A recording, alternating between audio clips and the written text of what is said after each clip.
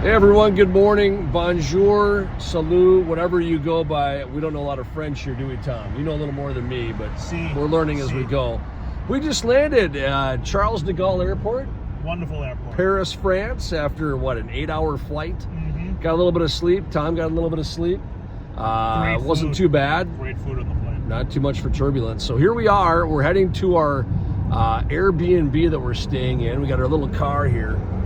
A little Mazda, so it's not much, but it's got all our equipment, and so that'll work for us. And then after we check into our Airbnb, we're going to go shoot a few things today. So it's a busy day, it's a long day, but it's going to be worth it. We got a really good story coming up on Tuesday for you on Virgil Tangborn. If you've watched any of the preview things that we've done, we have a preview piece tonight on WCCO. That's going to kind of talk about who he is, who he was, and that'll be our first kind of biography, so to speak, story that we're doing here in France. So a lot of exciting stuff, and we're on our way right now, as I said, to our Airbnb to drop off our luggage, and then we're going to head out and shoot some stories. So we'll check back in again later. John Lauritsen and Tom Aviles signing off from Paris, France for now. Bonjour, everyone. John Lauritsen here in Périers, France. Been a long day for us. We flew in overnight, got to Paris this morning, Paris time, and then drove a couple hours to get to Cannes, which is where a lot of the World War II veterans are staying. And then from there, we drove here to Périers, France, a beautiful little town of about 2,500 people. You can kind of see the French flags, the church behind me there as well. A little architecture behind me. This is just very beautiful. It's very old, and it's been here for a long time, but the architecture definitely catches your eye. But there's a reason why we're in Périers. Périers is only 2,500 people, and it's because of this monument right here is the reason we're here. Right below me, there's a name, Virgil Tangborn. We're doing a story on Virgil. Some of the veterans we'll interview this week are obviously still with us. They're over 100 years old. Virgil didn't make it more than 8 days into the war. He's from Bemidji, Minnesota, or at least that area, a little town called Nary, Minnesota. So we're here, we're interviewing the person who made this monument, or at least helped design this monument and help get it built. This is actually Virgil right here, Virgil Tangborn. So look for that story on WCCO News on Tuesday night at 10 o'clock. That's June 4th. It'll also be streaming on CBS News Minnesota. We'll have a lot more coming up this week on different stories like that we're going to have for you during the 80th anniversary of the D-Day invasion here in Normandy, France.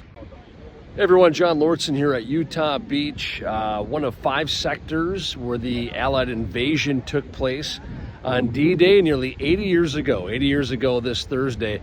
And really kind of surreal right now. We've seen a lot of military vehicles come through. You can see some fellas behind me wearing military uniforms from France, Great Britain, the United States, and this was obviously a different scene 80 years ago. You can see the monument up on top of the hill there for Utah Beach. We'll be getting to Omaha Beach as well on our trip here, our work trip here to Normandy, but I just want to give you a lay of the land and kind of talk about, just for a quick minute, how different this probably looked 80 years ago on June 6th, 1944, when the invasion happened here at Utah Beach and all the way down to Omaha Beach and other spots. So we'll continue to keep you posted on our travels here and where we're at and the stories we're doing. So look for those on WCCO News and also streaming on CBS News Minnesota. Hey everyone, John Lauritsen and photojournalist Tom Aviles behind me here getting set up for a shot. We're on a little random country road here in France. We're heading to Omaha Beach this morning to interview a couple of Minnesota veterans over the age of 100. I'm doing a really cool story on them today. There's going to be a wreath laying ceremony here in a little while. We got up pretty early once again to kind of get situated, figure out where they're going to be, and hoping to connect with them here in about an hour. So that'll be a great story or two on Les Shrink. You've probably seen the story by now if you've been following us. Les, 100 years old, he's at Normandy for the first time. He was a POW captured by the Germans when his plane was shot down just a few weeks before D-Day. So anyway, we're going to be meeting with him at Omaha Beach for this wreath laying ceremony. So we'll keep you posted on that. Look for these stories today, or all week long rather, on WCCO News and also streaming on CBS News Minnesota. Hey everyone, John Lauritsen here at Omaha Beach. If you've seen Saving Private Ryan, this is a German stronghold that I'm in right now. And basically there would be dozens of German soldiers that would be holed up in here. I'm gonna kind of give you a background, sorry for the camera movement. You kind of see the bunker. It's a stronghold, and there's a bunch of these up and down Omaha Beach. And if you're an American soldier, Allied soldier, you're coming up this hill over here. You can kind of see there's Omaha Beach behind me, and how these soldiers had to get up this hill and try and get through these strongholds of fortified concrete. You can kind of see just how thick that is. And the Germans would have had their guns in here, and they'd have been shooting at all the soldiers coming up the beach. So it's pretty crazy to think about that, and pretty awe-inspiring to know that that's what you're up against, and to come up that beach and try and get through here, the stronghold. These battles went on for hours and hours and hours. So again, we're doing stories here at Omaha Beach today. We have a wreath laying ceremony we're going to get to, and a couple of Minnesota veterans, World War II veterans, are going to be there. So we'll keep you posted on WCCO News and also streaming on CBS News Minnesota. Hey everyone, John Lauritsen here. We have spent the morning at Omaha Beach, sent some pictures in on that. Hopefully you get a chance to check out some of that stuff. And you can kind of hear in the background, they're testing the D-Day commemoration ceremony. That's going to happen on June 6th on Thursday. So that's being set up behind me. Over here is the American Cemetery, just outside of Omaha Beach. You can kind of see that it's a pretty somber sight.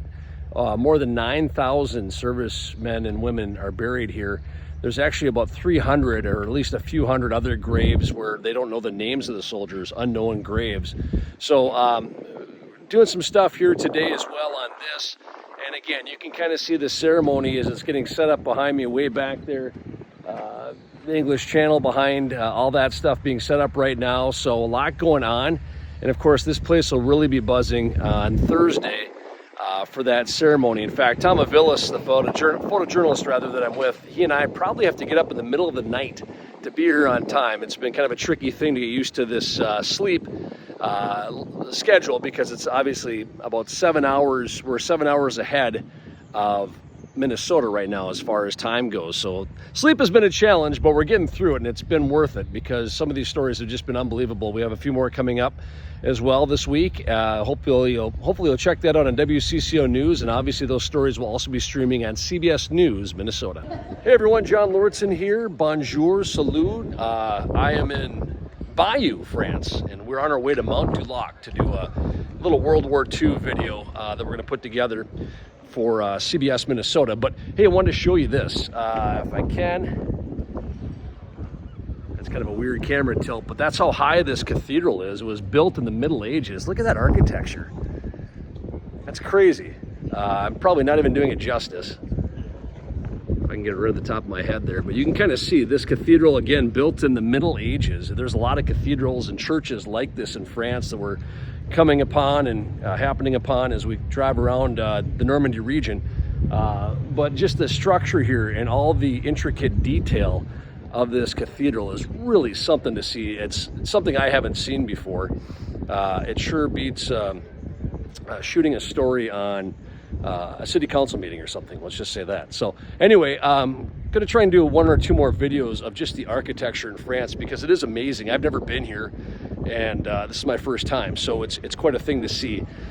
So look for those stories on CBS Minnesota, streaming on that as well. Hey everyone, John Lauritsen here, bonjour. We're at the Arromanches. This was really a modern marvel at the time. It was a harbor that was established called the Mulberry Harbor, and it was established right after D-Day to allow Allied troops to bring in supplies. They brought in like 9,000 tons of supplies to help with the war efforts here. You can kind of see it. See those, there's a couple of structures right underneath my finger there, way out in the distance. That was part of the Arromanches, and again, it allowed the Allies to bring in supplies to those harbors, and then from there they brought in the supplies here to shore. Really, again, at the time it was a modern marvel. A pretty incredible thing to see, and one of the things we're highlighting here today, and just kind of stopping by and visiting a little bit with some of the people here about what it meant, how it helped out at the time. Obviously it was a big deal. It really allowed the troops to advance further into France at the time. So a pretty cool thing to see, and just one of the many things we're checking out today is part of our coverage here in France. Hey everyone, John Lauritsen here. A little windy, hopefully you can hear me, but this is pretty cool to see. A lot of activity here near the Arromanches. This was the harbor they built right after the D-Day invasion, allowed them to bring in 9,000 tons of supplies a day into these shores. It helped the Allied soldiers have troop supplies and just general supplies, ammunition to advance into France. You can see Tom Aviles back there shooting. Got all kinds of different military vehicles happening around us, part of the D-Day stuff. Nothing will wake you up from your sleep deprivation more than all these sights and sounds. It's just quite the thing to see here on the beaches at the Arromanches. And again, this was called the Mulberry Harbor that they established out here, those way off in the distance, those I guess they're piers where they would bring in supplies and then from there bring them into shore and allow them again to advance into France, the Allied soldiers at the time of World War II. Hey everyone, John Lauritsen here again. We're at Pointe du Hoc, and I'm probably saying it wrong. Maybe I'm more accurate than I think, but this was the site of quite an accomplishment by Army Rangers during World War II. They scaled these 110-foot cliffs to try and take out Germans who were shooting at them as they were coming up these cliffs using machine guns, grenades. An unbelievable accomplishment to take this ground right here, and that's where we're at right now. You can see Tom Aviles getting some video back there a little bit, but it's so weird to see this today because it's very peaceful and actually very pretty. But you know, 80 years ago, this was a different story. So it's one of those things we're visiting today to talk about the accomplishment of the Army Rangers. They've been honored here over the years, obviously, for what they did. 135 were killed or wounded in this battle. But can you imagine coming up these cliffs and having the Germans pretty much where I'm standing right now shooting down on you? Once again, brave, courageous, all the adjectives apply here at Pointe du Hoc.